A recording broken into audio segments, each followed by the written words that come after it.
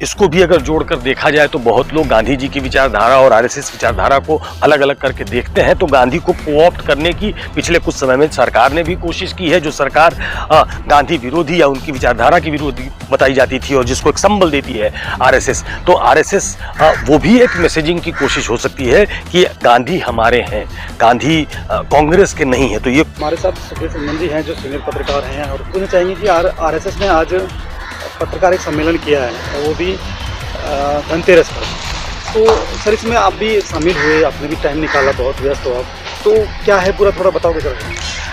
नहीं, ये पिछले कुछ सालों से आरएसएस ऐसा कार्यक्रम करती है। पहले एक धारणा ये थी और पहले आरएसएस के लोग भी बहुत इंटरमिंगलिंग जिसको बोलते हैं, मिलना जुलना, उनके बारे में बहुत कम लोगों को जानकारी थी कि आरएसएस कैसे काम करता है, क्या काम करता है। अब वो थोड़े खुलने की कोशिश करते हैं। आप देखेंगे इनके बड़े नेता, सरसंचालक भी कई बार मीडिया से मुखातिब होते हैं, कई बार आप उनको इंटरव्यू देते भी देखेंगे। दत्तात्रेय होसबोले जो दूसरे नंबर के नेता हैं वो भी आपको मीडिया में दिखाई देंगे। तो वो जो मीडिया से एक दूरी थी वो आरएसएस ने पाटने की कोशिश की है। ये जन सामान्य तक पहुंचने के लिए बहुत जरूरी है और उसी कड़ी में पिछले कुछ सालों से लगातार ये दिवाली के समय ऐसा एक पत्रकार मिलन करते हैं जिसमें पत्रकारों को बुलाते हैं और हमें तो जहां बुलाया जाता है, जहां कुछ लोगों से मिलना, उनकी बातों को समझना, उनकी विचारधारा को समझना, ये हमारा काम है। इसलिए हम जैसे लोग यहाँ पे आते हैं। तो कोई नई बात नहीं है उसमें। नई बात सिर्फ यही है कि पिछले कुछ सालों में आरएसएस ने अपनी स्टाइल ऑफ फंक्शनिंग थोड़ी बदली है। जो मान्यता थी, जो परिपाटी थी आरएसएस की, उससे वो अलग होने की कोशिश कर रहे हैं। वो पत्रकारों से मिलकर अपना पॉइंट ऑफ व्यू एक टॉस रखना चाहते हैं। सर हर साल यहीं पे होता है गांधी जी पे, कहीं भी करते हैं? नहीं, ये कहीं भी करते हैं। गांधी संग्रहालय में ये करना, जिसको आप देखेंगे कि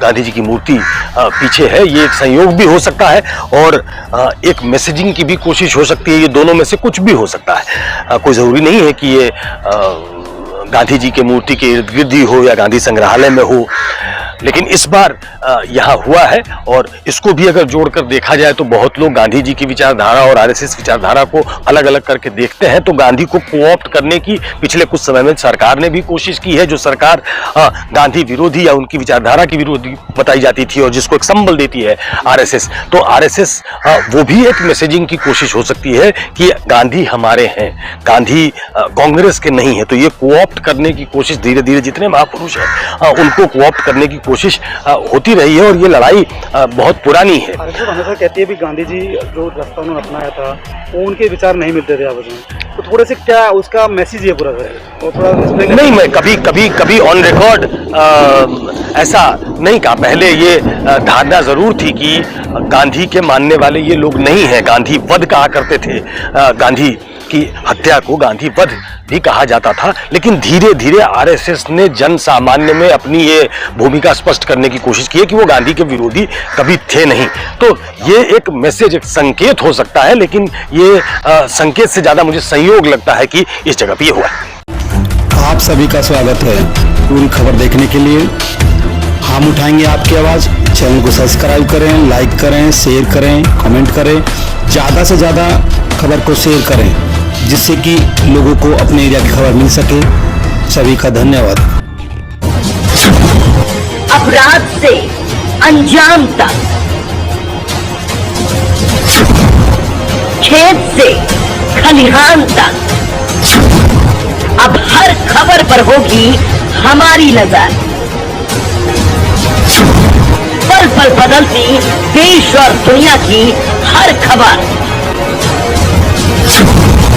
पाइए सीधा अपने मोबाइल पर।